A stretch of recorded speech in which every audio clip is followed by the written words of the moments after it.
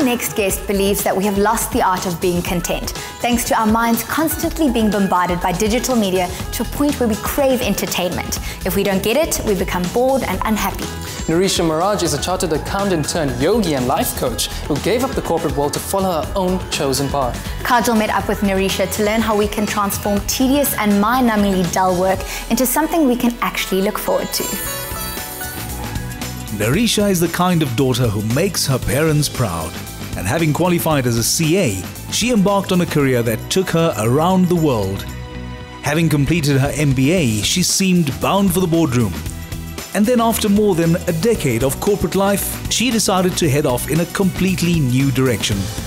She is now a life coach, using her personal observations, insights and experiences to help her clients, who range from CEOs to Generation Y graduates. Choosing a career path fresh out of school can be daunting, but many people are simply directed toward a path that they may not necessarily enjoy, but endure nonetheless. There are a few, however, who've been placed in that situation, but take life by the reins and steer it in a direction that makes them happy. I'm about to learn just how to do that from somebody who has. Durban-based life coach Nerisha Maharaj.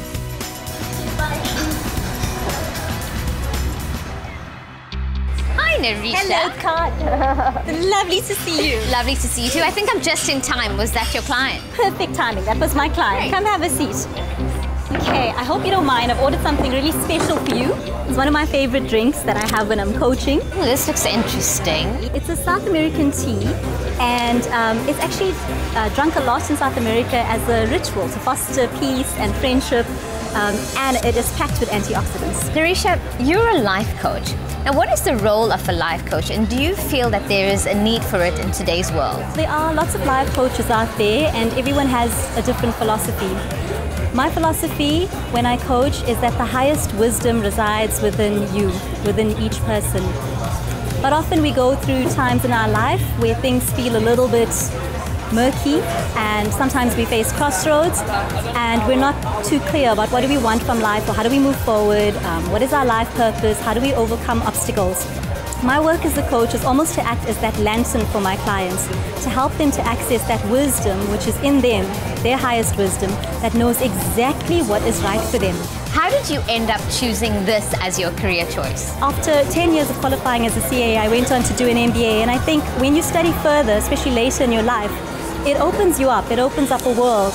And when I did that, I realized that this was my calling, and I realized you don't have to be constrained by your degree.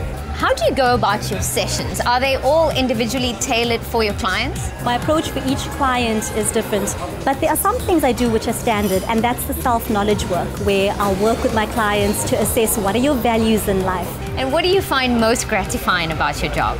I'd say absolutely doing what I love, what I think I was born to do, and my clients.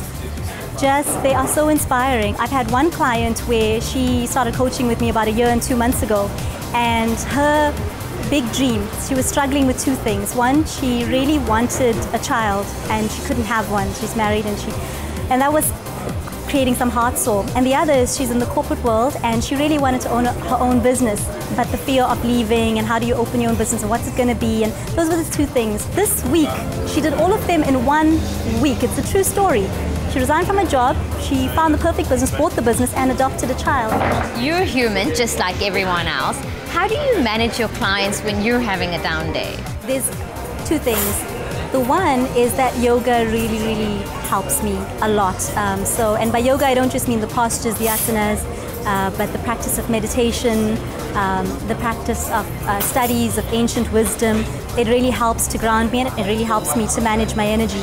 The second thing is that the minute I arrive to coach a client, the me switches off. It's completely about the client. Well, Nerisha, you're not just about being a life coach. I know you're a yoga teacher and you're an artist. So I hope you're going to show us some of your beautiful works. You're in luck. I actually brought a few of my art pieces to share with you. Oh, fantastic. Let's go have a look. Nerisha, tell me more about the paintings. I think all of them were inspired at different times. The tree was based on a photograph that I took at Botanic Gardens, and then of course I added the stream, and you know, when you look at the the trunk of that tree in Botanic Gardens, you can actually see almost elephant shapes in the trees. It can also look like the elephant's head, ear, trunk. I mean, I can definitely see it in there. All of my life I wanted to know how to paint. We never really had art at school, and I had never held a paintbrush in my life.